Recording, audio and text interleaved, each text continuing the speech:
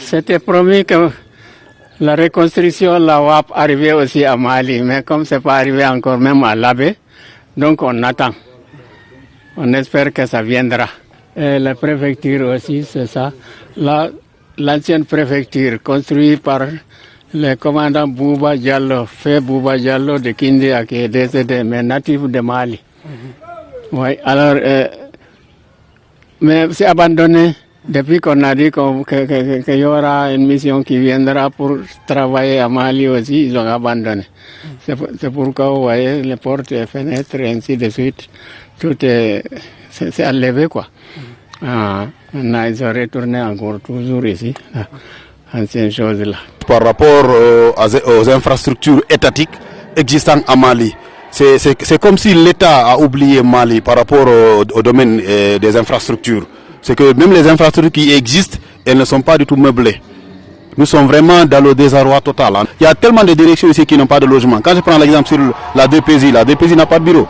Le directeur préfectoral de la jeunesse n'a pas de bureau. Et c'est grave. Il y a beaucoup de services qui n'ont pas de bureau à Mali ici. Vous allez venir dans un bureau trouver au moins 5 personnes qui sont dans une même salle. 5 directeurs préfectoraux. Quand je donne l'exemple sur le secrétariat de la préfecture, il y a le directeur du commerce, il y a la directrice préfectorale de la condition féminine, il y a celui le secrétariat général. Tout le monde se regroupe dans une même salle. Et c'est pas du tout commode pour une direction préfectorale. C'est l'entretien en fait. Nous on dit que l'État nous a oubliés complètement par rapport sur le domaine des infrastructures, sur le domaine personnel. Il y a aussi beaucoup de directions qui sont en manque de personnel. Compte tenu de certains, ils nous disent qu'ils ne viennent pas parce qu'ils n'ont pas de logement, ils n'ont pas de bureau, ils n'ont pas autre chose quoi en fait. Si on envoie des gens, ils ne viennent pas parce que les bâtiments ne sont pas tout entretenus. Il y a beaucoup de fonctionnaires qui ne sont pas tout logés dans les bâtiments étatiques parce que c'est pas entretenu. Sur le côté humain, que Mali a manque de ressources humaines. Et maintenant, accompagner les infrastructures par rapport à cela.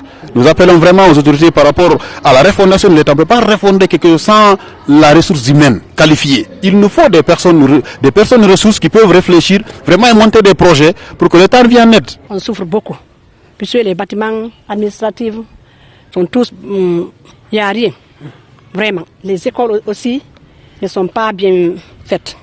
Il n'y a pas de clôture. Vraiment, c'est pas facile. Quand c'est tombé, ils ne vont pas. Il y a beaucoup de lieux qui n'ont pas de bureau. L'état des bâtiments, c'est tellement catastrophe, plus que le mot même. Puisque depuis ma naissance, je suis née ici, grandi ici. Depuis ma naissance, je vois les bâtiments là, comme ça. Et jusqu'à présent, les autorités n'ont rien fait. Il y a des bâtiments qui tombent. Regardez par exemple un bâtiment. Regardez les fenêtres comme ça. Est-ce qu'on peut dire qu'on peut envoyer quelqu'un ici, de le loger ici? La préfecture ici, vous avez déjà vu là-bas l'état de la maison, de la résidence du préfet. Ça, ils ont commencé la construction depuis fort longtemps et jusqu'à présent, c'est pas achevé. Et le préfet ici, ils sont obligés de le loger ailleurs. Donc là, vraiment, c'est un peu compliqué. Ça fait des années, il n'y a pas eu de rénovation, il n'y a pas eu de nouvelles constructions. Donc ça nécessite un appui de façon générale.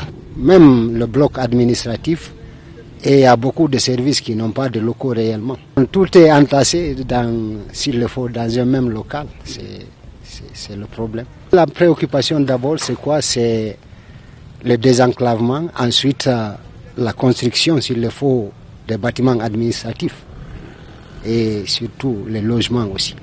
C'est presque inexplicable l'état de nos bâtiments ici. Depuis belle lurette, maintenant ces bâtiments existent de la sorte. Ça nous fait de la peine de constater qu'aujourd'hui nos bâtiments sont ainsi.